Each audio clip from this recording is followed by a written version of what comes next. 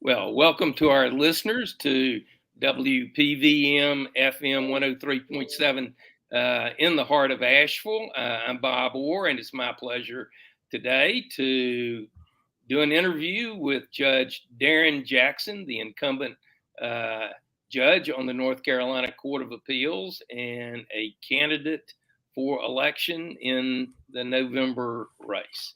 Judge Jackson, welcome. Good morning. Thank you for having me, Justice Orr.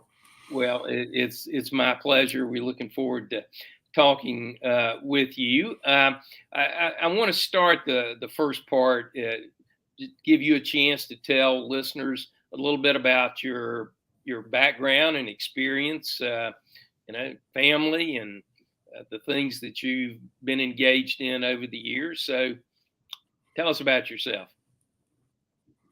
Well, yes, sir. Thank you. Darren Jackson, born and raised in Eastern Wake County, to the public schools in the area. Graduated from high school in 1988. Went to UNC Chapel Hill for undergraduate, where I was on the 5-year plan, and got a degree in political science. Then went to Duke University School of Law. Now, I And got when to I ask you, graduated there, I returned. I want to know, how was it transitioning from being a Tar Heel to going to school at Duke? It was really easy in that I was at Duke during the 3 years I was at Duke. Duke never beat Carolina in basketball, so Carolina won all the games. That was during when Coach K hurt his back and was out Yeah. part of the season. That included the 1994 year where the national championship was held in Charlotte, and everybody thought that Duke and Carolina were actually going to play that year in the national championship. But Carolina lost, I think, in the round of 8 and didn't make the Final Four that year. But it was a good time to be there. It's good. All right. Sorry to interrupt, but I had to ask that. No. So, after finishing law school, I returned back home to Eastern Wake County and went to work in a small firm. There were 3 of us at one time. It varied between 3 and 4 lawyers over 25 years I was there. Doing general practice, I did mostly civil litigation. I did appellate work. I did really everything except I didn't do too much domestic. We always had a domestic partner who handled custody and child support and things of that nature. We never did really any immigration law. And I did little bankruptcy. I would represent a creditor here and there in bankruptcy court, but certainly never represented any debtors in bankruptcy court, but really did everything. I mean, that's part of the fun of being in a small town. I say fun, you really can't afford to turn down a lot of clients. But you get exposed. You don't get pigeonholed into necessarily doing this or that specialty. And so you get to see a lot of different areas of the law. Even then being in Eastern Wake County, we really had a very busy practice through the eastern part of the state, although I've been to the western part of the state too. So when I started campaigning, I counted it up. I've been in like 43, 44 county courthouses practicing law in different counties. I think I've been in 8 or 9 federal courthouses practicing law in those. So you really got to see how different the system worked in different counties or preferences, and it was enjoyable, but it was also eye-opening to see the difference in how justice is done from county to county, from region to region in the state. And so it was there 25 years. Yeah. So now at some point you decided to run for the General Assembly and were elected. Tell us about that. I did. I've always been interested in public service, and people find it funny, but at the time that I put my name in the hat for the General Assembly, that was actually the smallest office I could run for, because in Wake County, our county commissioners were elected countywide, Right. as were our school board members at the time. And I didn't live in a city or municipality. I lived in the county, out in the county, in the rural part. And so actually, House was actually the smallest seat you could run for. It was also supposedly part-time, and so Right. that it didn't require me to give up my law practice. I generally don't complain about the hours because I was very fortunate in that I was able to go home every night. Right. People like yourself from the mountains or people from the coast who had to drive up and spend Monday through Thursday didn't get that same opportunity. Whereas when I had a break at the Journal Assembly, I could run down to the courthouse and do a title search or take care of some tickets or Right. something like that, file some pleadings. So I was very lucky in that my location allowed me to be able to do both. So Plus, great you, partners. yeah, yeah. So you got to have good folks working with. And I have to say now, am I correct that you and Court of Appeals Chief Judge Donna Straud, who is running on the Republican ticket for her seat, practiced law together for a while?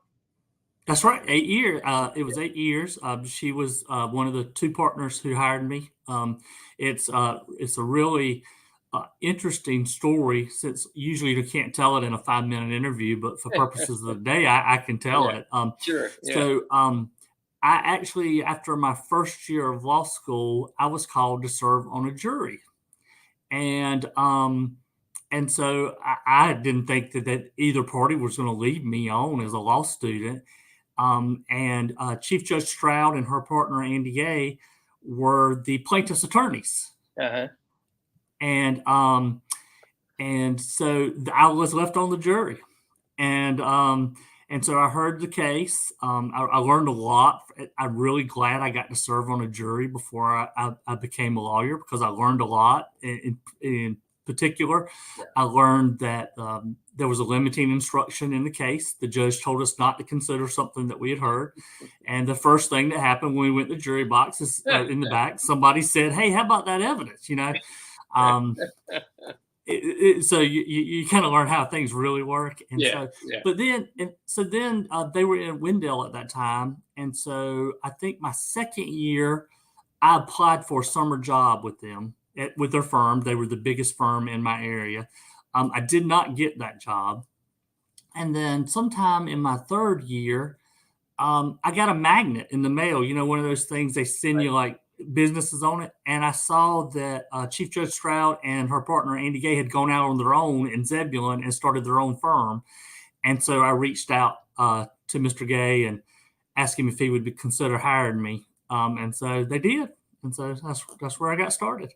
So was it, I won't say odd, but how did it feel to go from having practiced law with Donna Straud to being on the court with Judge Donna Straud? Was an easy transition? Oh, absolutely. I mean, we and both Andy and I knew that Donna would one day be a judge, an appellate judge. She was a wonderful writer, and enjoyed writing and appellate work and things like that. And so it did not surprise me at all when she ran for the Court of Appeals for the first time. And we had stayed in touch. She came to our annual Christmas parties. Our Right. firm was a close firm. We still invited her and her husband to our Christmas parties every year. So we kind of stayed in touch. And so, yeah, she was the first person to reach out to me when she heard that I got the appointment.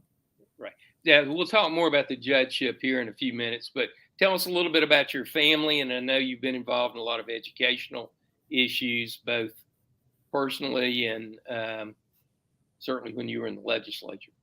Yeah, so I'm married. My wife Tina is an adult nurse practitioner here at Cary Cardiology, which is a large cardiology practice. She does hospital rounds at the local hospitals.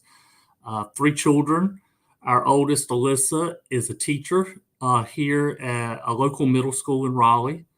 Our son, Logan, recently graduated from UNC Chapel Hill and is working in a nonprofit in Durham. And our youngest son, Jack, is a junior at Appalachian State. Yeah, okay. And he is having the time of his life this semester. Yeah, As you can imagine. He actually made the TV on college game day. So oh, he's did he really really? excited. pretty Yes, sir. exciting. Well, I will have to say my grandson is a sophomore at App State, and I did go to the Carolina App State game, which we could spend the rest of your interview time talking about football, but we won't. But it's pretty exciting in a lot of different ways. Um, so at a certain point in time, a vacancy occurred after the 2020 election on the Court of Appeals, and under the state constitution, the governor appoints to fill a vacancy. And Governor Cooper reached out to you about taking that vacancy. Yes, that's right. Actually, there had been a vacancy on the court, I guess, about a year and a half earlier. And I had actually reached out to the governor's office and expressed interest in doing that. And the timing just wasn't right for the governor's office. They had somebody else in mind, but I had to ask them to keep me in mind. And so when another vacancy came up, they gave me a call. And so it was a good time, having just finished the election, getting ready to start a redistricting cycle. It seemed like a good time for us. I had set a personal goal to only serve in leadership in the House leadership for 4 years. I felt like 4 years was long enough, and then you should step aside and let somebody else have an opportunity. I don't know if pecking orders are right, but there's different order, different levels, and so everybody can move up and do something different and grow, and I think that's really what public services is about. And so Robert Reeves was more than ready to be House Democratic leader, and so I was excited to be able to give him that opportunity and give myself an opportunity to do something a little different. I really love the law, and it just seemed like a good time to change. So for the benefit of our listeners, the Court of Appeals is our intermediate appellate court, right below the North Carolina Supreme Court. It's a 15-member court. The judges sit in panels of 3, and so tell us sort of briefly about your experience as a new judge, and then as you've transitioned into your second year on the court. What's it been like? I would say that as far as when I became a new judge, so I got sworn in somewhere around January 5th, January 6th, and I had my first panel in a couple of weeks, so I had to hire staff and get up and running. I had 4 opinions to write that first panel, and then 2 weeks later I had 4 more opinions, and then 2 weeks later 4 more opinions. And so I think the fact that I had practiced such a general practice and had been exposed to so many different areas of the law was a huge benefit to me. I think on that first, not only do we have criminal and civil cases, we have appeals from the Industrial Commission, some from the Utility Commission, administrative agencies, municipal government types of appeals.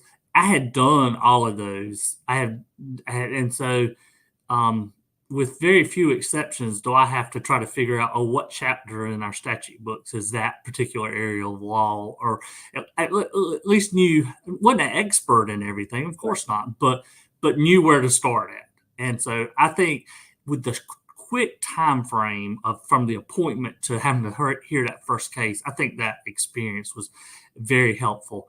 Now, over the last 20 months, of course, we've been able to settle in, and I have learned a lot. I've served on panels with every other judge at least once or twice here.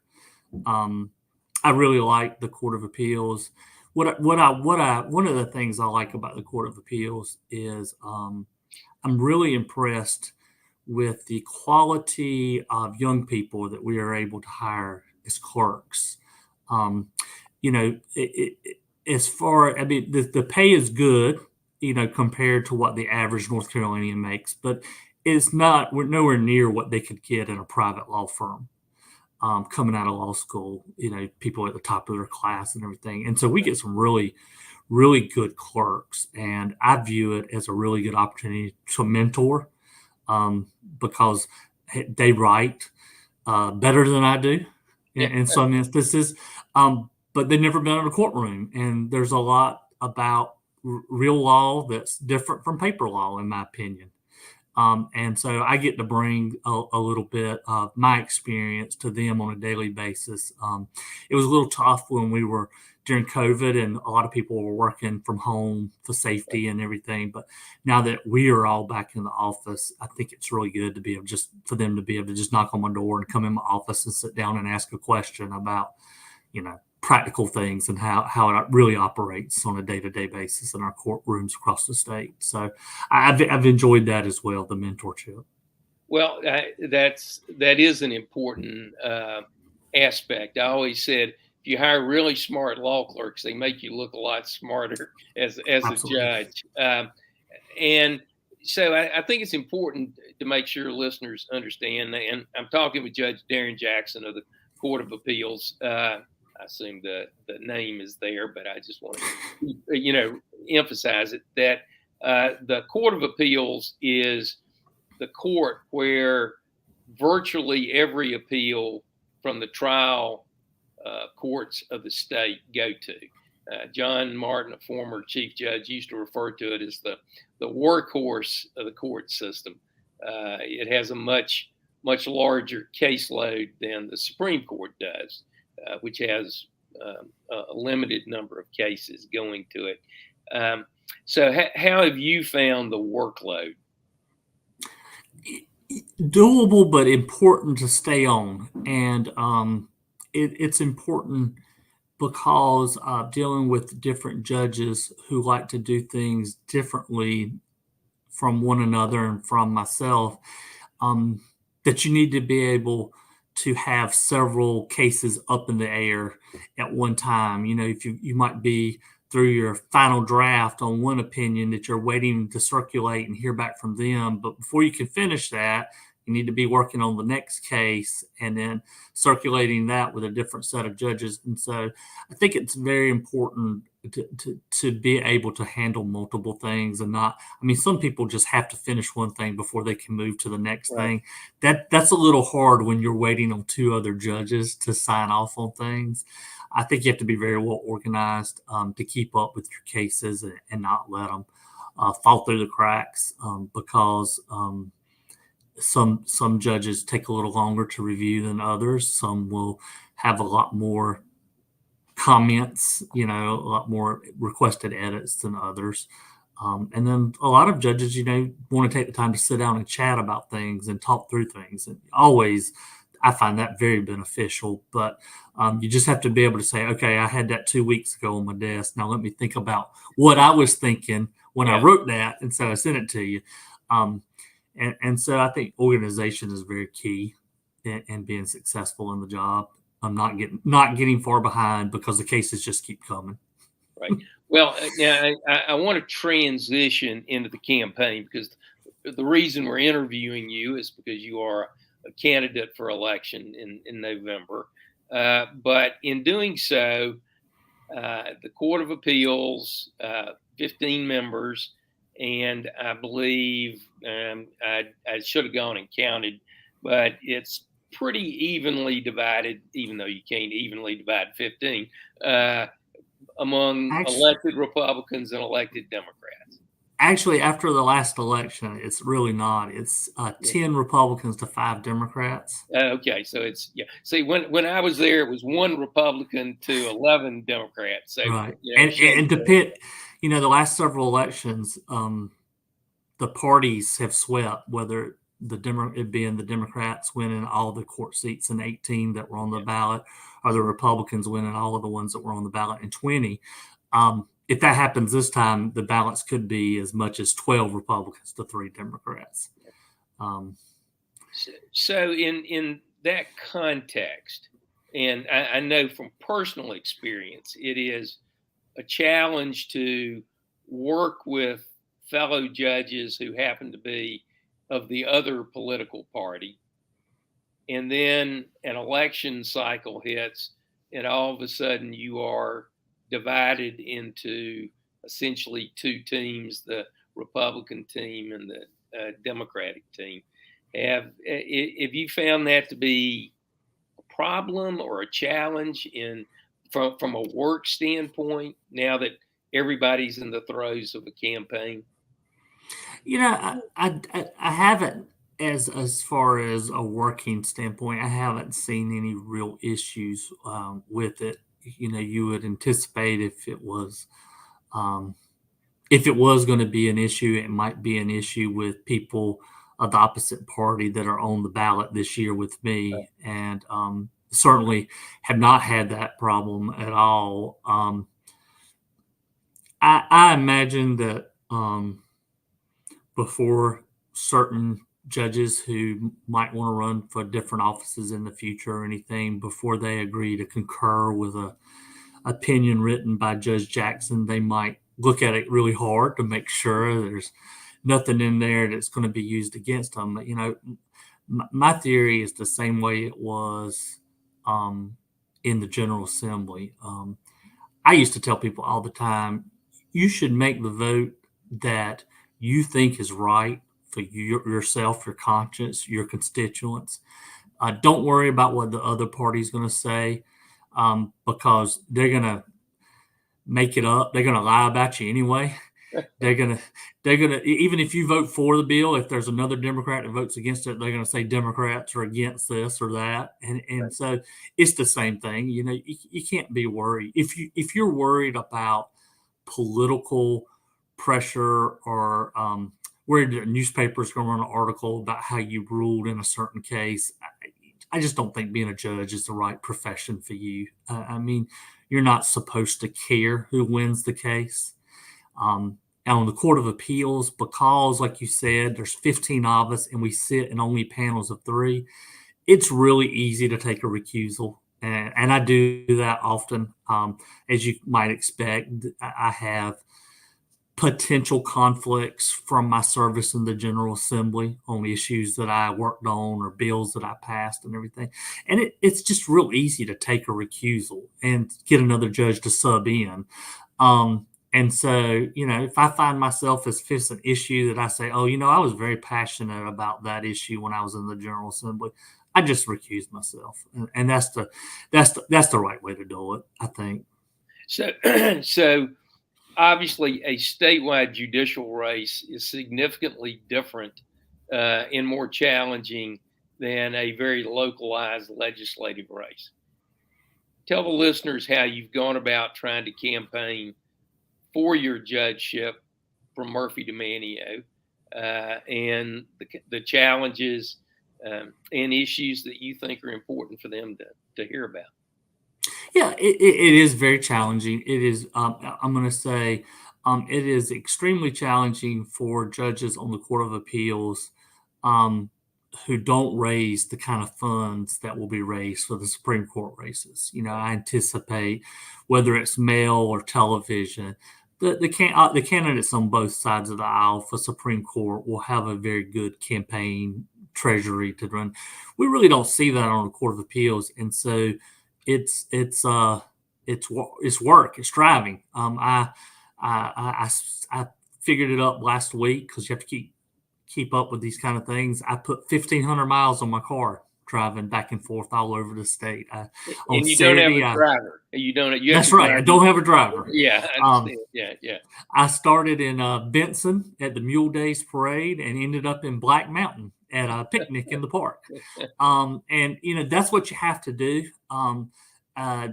in order to campaign for Court of Appeals. Try to get your name out. Any kind of invitation I get, especially from nonpartisan groups, I try to attend. In a weird kind of way, COVID has helped that in that a lot of groups are still doing Zoom meetings, and so sometimes it makes it where I'm able to do 2 events in one night, maybe one in person, and then jump on a Zoom call and catch a second one, which is really nice. Whereas I would have in the past probably had to pick between the 2. Yeah. Any issues? One of the challenges, judges are limited by the Code of Judicial Conduct, so there's certain limitations on what you can do as a candidate. Um, are there any issues though that have come up that you think are important for the voters to know, and what there is about your candidacy versus your opponents that they should know from you? Yeah, you hope that people will just take the time to get to know the candidates and get educated on the issues. Unfortunately, so many people, when they vote for judges, they do one or two things. They either vote by the party. We've been back to being partisan races for, I guess, 3 or 4 cycles now. Or they leave it blank because they don't know the candidates. And so it's my job to reach out to those who are willing to consider voting for myself or someone to try to get them educated. Like you said, we can't really talk about the issues, but I think you can talk about balance. I talk about balance on our courts and how important it is. And I also talk about experience because I think experience is important. And it's not just that I've been on the court for 20 months. And so I've written 110 opinions that anybody can go look up and judge for themselves how well I'm doing. It's the experience I had practicing law for 25 years before coming on the bench. And so I talk about that a lot.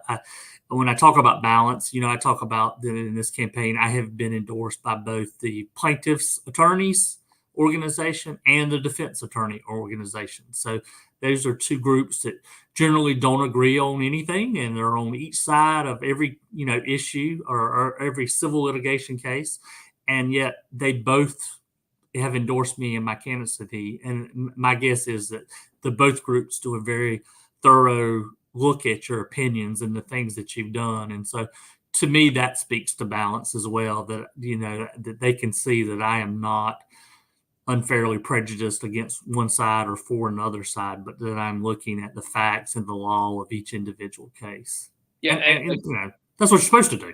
Yeah, right. And I probably should have asked this in the context of the second part, talking about the judgeship. But you've been a legislator, and I think you are the only member of the Court of Appeals that has served as a legislator. Yes, the Court of Appeals, right. Justice Behringer, of course, was also in the General Assembly for a few terms. Yeah, yes, but, sir. I think it was more common in the past than it is now. Right, and so there's this huge sort of philosophical battle between the role of the legislature and the role of the courts. And you have the unique perspective of having served in both branches of government. And so, sort of on a final word here before we bring Judge Straud in for her discussion, you want to talk a little bit about that tension between the power of the legislature and the power of the judiciary to review acts of the legislature? So certainly it's something that comes up and will probably come up again. And so you have to be careful what you talk about. I think that my service in the legislature has given me a healthy view of the deference due to the legislative branch, while also probably I doubt that any judge is as good at doing legislative history research as I am.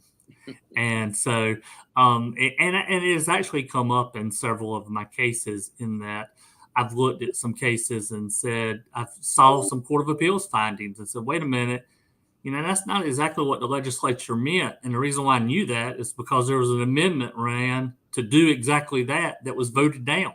Yeah. And so, that kind of experience helps, I think. But I do recognize that I am not, it is no longer my job to write the law. That is the legislative branch, to the extent that the Supreme Court comes up with new interpretations or something changes. We follow both the Court of Appeals prior precedent and, of course, the Supreme Court. And I realize that is my job. I think I probably made some people uncomfortable moving directly over from the legislative branch to the judicial branch. But I think now, after 20 months, they can look and see it's not been a problem at all. All right, great. Well, Judge Darren Jackson, thank you so much. I'm going to ask Judge Straud about why they hired you as an associate. See what she says about that. But thank you so much for taking time to talk with us. Good luck on the rest of the campaign, and keep up the good work. Thank you, and we'll do a slight transition now over to our next guest, Chief Judge Donna Straud of the North Carolina Court of Appeals. And am I correct, Judge Straud? You are the senior member. You've got the longest service on the Court of Appeals. That is correct. Yeah, it's hard to believe, but yeah. And you look so young. I will say thank that. You. Yeah, I don't know. Yeah. So I've just obviously finished talking with Judge Jackson, which I thought it was an interesting connection that the two of you had actually practiced law together and now serve on the Court of Appeals. But you are the Republican candidate for to retain your seat on the Court of Appeals. But before we get into your duties as a judge and the campaign that you're running, tell the listeners about who you are, your background, family. Okay. Thank you. And thanks for doing this forum. I appreciate it. Yep. I am Donna Straud, Chief Judge Court of Appeals. And I was born and raised in Kinston, North Carolina, so Eastern North Carolina. And my family, my father worked at DuPont, which is a textile company, and was in National Guard. Neither of my parents went to college. Initially, when they got out of high school, they just went to work. My mother was also at DuPont then. And although she later went back to school and became an elementary school teacher. So I decided in third grade I wanted to be an attorney, and I'm not sure why. I certainly did not have any in my family, had never met one. Was Perry Mason on TV? Yeah, everyone asks if that's what I was watching. No, I think I liked Star Trek better. But anyway, somehow I got that idea. And I think it might have been so my father worked shifts at DuPont. And so he would work at night a lot, and then he would be sleeping during the day. And so sometimes he'd like to go down and watch court and hang out at the courthouse and talk to people. He was really interested in those things. And so I must have heard him talking about it. That is the only place that I can think of that I would have even heard about it. And so I decided that in third grade and stuck with that idea right on through school. Decided I wanted to go to Campbell Law School. Because one of the, what now? You went to Campbell undergrad too, didn't you? Right? Yeah, I decided I wanted to go to Campbell Law School first. See, okay, all right. Yeah, so I went to Campbell undergrad because they had a pre-law curriculum, and I did the pre-law curriculum in government. But I had heard that Campbell was the best place to go if you wanted to be in a courtroom in North Carolina. And is my sound doing okay? Yeah. Okay, I heard a little bit of echo. And so I decided, to go to Campbell, and went there. I did the undergrad in 3 years because I was in a hurry, and it's cheaper that way. And then went to Campbell Law School, of course. Loved it. I graduated first in my class. And I don't know if you remember this, but actually I interviewed with you. I considered a clerkship on the Court of Appeals. And that was when you were running to become the first Republican elected to statewide judicial office in the state in about 100 years. And but I decided that I wanted to, instead of doing a clerkship, get into a courtroom right away when I got out of law school. And so I took a job with a small firm in Eastern Wake County. It was a general practice. We had up to about 10 attorneys at the largest, which was considered reasonably large back in those days, not now. And so we did a lot of different things. We represented some towns. We did all sorts of cases. So I got to do literally just about everything. I mean, from, did personal injury, did family law, did some criminal law. One of my law partners did some capital murder cases, so I assisted him in some of that. We were the town attorneys for some towns, so I got to be the town attorney sometimes. Workers' comp. I actually had several clients who did petroleum hauling and transport. So I did some cases before the Utilities Commission dealing with those companies. So a really huge variety of things, which it was a little bit stressful sometimes, but also extremely good preparation for the Court of Appeals, since we hear cases from all over the state and all types of different things. And toward the latter years, I tried to focus more on family law. I really enjoyed family law, and so focused more on that. Then in 2004, I ran for district court judge in Wake County and was elected to that. So I served in district court so I was a trial court judge at that point. And the district court hears, of course, a lot of different things, and really enjoyed that. I also served as a family court judge there, so had a lot of family law cases when I was in district court. And then in 2006, had the opportunity to run for the Court of Appeals, which, a statewide race. I mean, it's just very daunting. But anyway, I did. And I want to ask you, I think 2006 was right about the time there was a transition to unaffiliated races. Yeah, it was, I think actually 2000, it was 2000. Well, it was a nonpartisan when I ran in 2004 for district court. I know it had just switched to district court. And then it was nonpartisan when I first ran in 2006 for the Court of Appeals. And I'm jumping ahead a little bit, but is this your first partisan race? Yes. Yeah. I mean, your other two elections were the nonpartisan races. Mm-hmm. Yeah. But we'll talk some about the differences in that. So, all right. So we've talked with Judge Jackson earlier about the role of the Court of Appeals as kind of the workhorse of the appellate system. But you've been there a long time.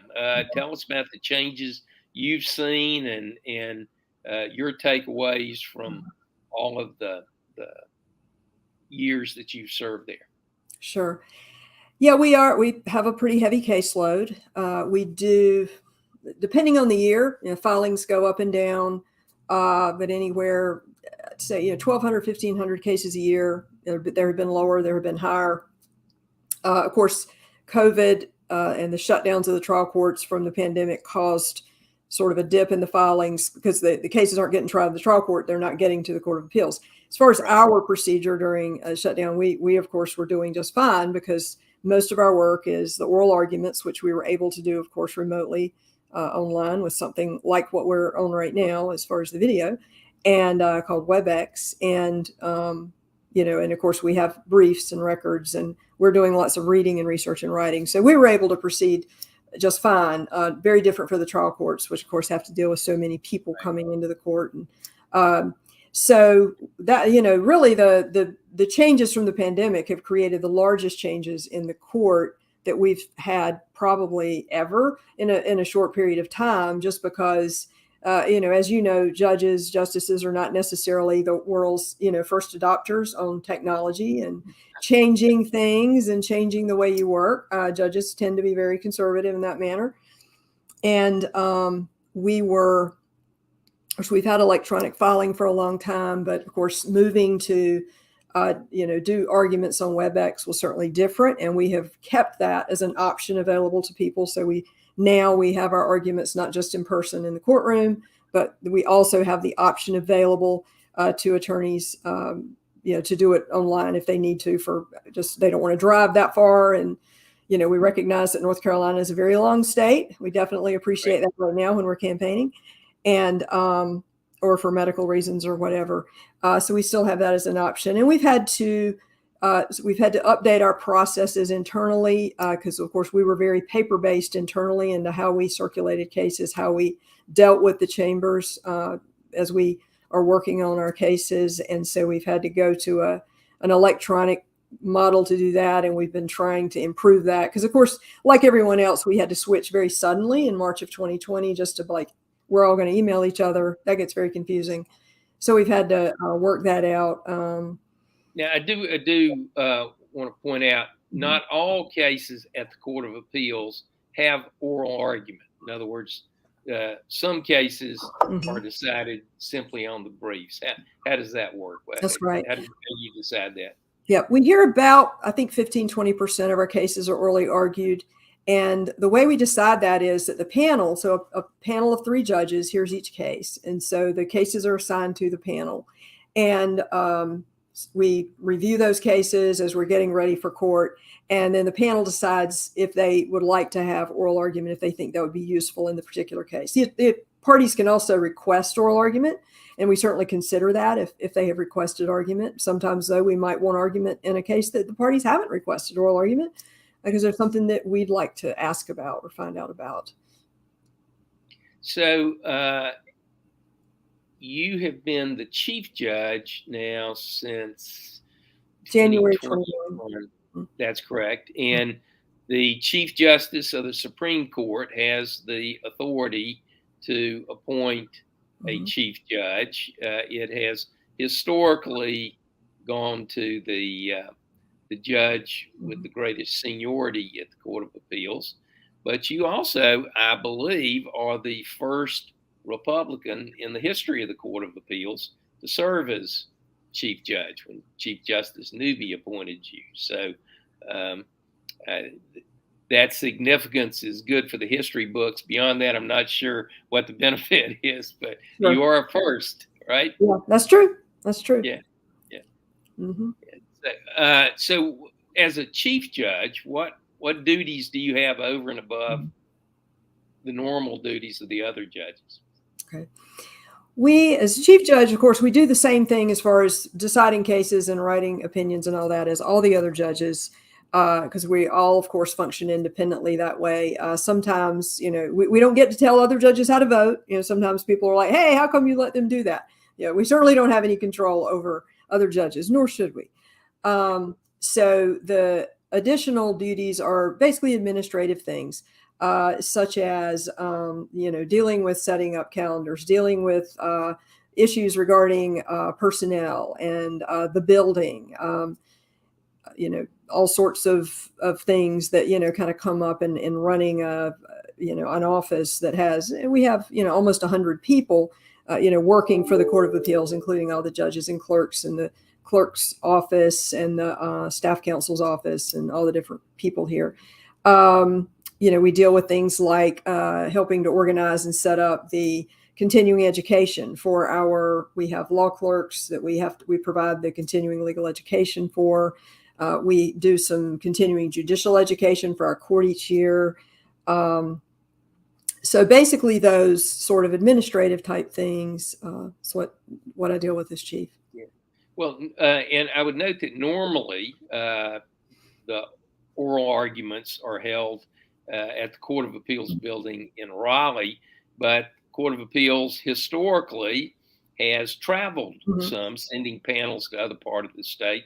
COVID obviously put the skids on that, but do you anticipate having panels out and about the state, which gives the public a greater opportunity? Yeah, we are working on some of that. Well, we go to the law schools pretty much every year, and then also we will do some sessions in different parts of the state occasionally. And actually, we're hoping to do one. I know hopefully we have one in the works for Western North Carolina it'll probably be in 23, maybe spring. I'm not sure. But that's something that we're hoping to do because we haven't gotten to go and do that, any of those trips further away to courthouses since before the pandemic. We have resumed our sessions at law schools. I think we actually have one coming up at the Duke's Law School on October 18th. And so we have been doing those already. And one other thing I just wanted to mention, while we're talking about sort of changes from the pandemic, all of our oral arguments are now streamed live on YouTube, and they're all recorded and they're all available. So if anyone wants to see what an oral argument at the Court of Appeals looks like, they are on YouTube. Yeah. So the campaign. I want to transition over to the campaign. Your judges are elected under the Constitution for 8-year terms. Your term expires at the end of this year. And you had, for the first time, I believe, a primary opponent. That's right. And this is a question I have to ask. What I gathered was that there were some who felt that you weren't partisan enough in your duties as chief judge, and therefore a candidate was run against you in the primary. Someone who I might note you handily defeated in the primary. But how did you respond or feel about that, and about perceptions that somehow you weren't partisan enough? Right. Well, every election is very different, as you know. I actually have had 2 primaries before in nonpartisan elections. I had one in Wake County when I ran for district court judge, and I had one in 2006 when I ran for Court of Appeals. They were nonpartisan primaries. And then, of course, I was very blessed to be able to run unopposed in 2014. So yeah, but I had really a first in a lot of ways, because I got to thinking about it, and because I'm serving as chief judge. Of course, I'm not elected as chief judge because the chief justice appoints this position. But I think I'm the first chief judge in maybe ever, but certainly in memory, 20, 30 years to have had a primary in the reelection. Most of our chief judges have ended up being unopposed when they ran. But that's okay. And but as far as, I guess the perception that I was not partisan enough or whatever, I never really understood that. I'm not really sure. Obviously my work on the court, I've written almost 1,300 opinions, which are all out there for people to read. I could say whatever I want to about my work, but that doesn't mean a whole lot. Obviously, I would just hope people would look at my actual work to determine, if that is good or whatever. The thing is, at the Court of Appeals, we have to rule in accord with the law as it has been set out by the General Assembly, as it's been set out by the North Carolina Supreme Court or the United States Supreme Court, depending upon the case. And that's certainly what I try to do in every single case. And I just try to consider each one fairly and thoroughly, to write an opinion that's going to be clear, that's going to, explain things for the parties and the public and the trial judges. That's my goal in every case. And so the, elections, every one is so different. Things change so much in 8 years. Obviously, the political world changes dramatically in 8 years. So they're all very different. Has it been more difficult or easier to run in a partisan, in an overt partisan race versus the quote nonpartisan race, which always had elements of partisanship? Sure. Yeah. Some of both. Parts are easier, parts are harder, I'd say. The parties have always been involved in the elections, even when they were nonpartisan. I always told people that, every judge who's been elected statewide in North Carolina has run as either a Republican or Democrat. We've never had anyone who was unaffiliated or any other party run. And just because of the way our system is set up, that's pretty much how you have to do it. The parties have always been involved when they were nonpartisan. The parties were involved in trying to let everyone know these are the Republicans, these are the Democrats. So the parties probably had to work a little harder perhaps on that because it wasn't on the ballot. So they had to try to let people know, because of course a lot of people know so very little about judicial candidates. When they just see names and they don't know any party and they don't know who they are, they don't vote. We have a lot of drop off. So both of the parties would work really hard to try to let the voters know who was who. Voters want to know that. They ask. That's their first question when you're running in a nonpartisan race. It's a reasonable question. So that information is there. Obviously with the primary, a party primary is a difficult thing. That part is difficult. But as far as the rest of it, just like, I said, they were when they were nonpartisan, they are now. Both parties, Republican, Democrat, are both involved in trying to educate voters and let them know who their candidates are.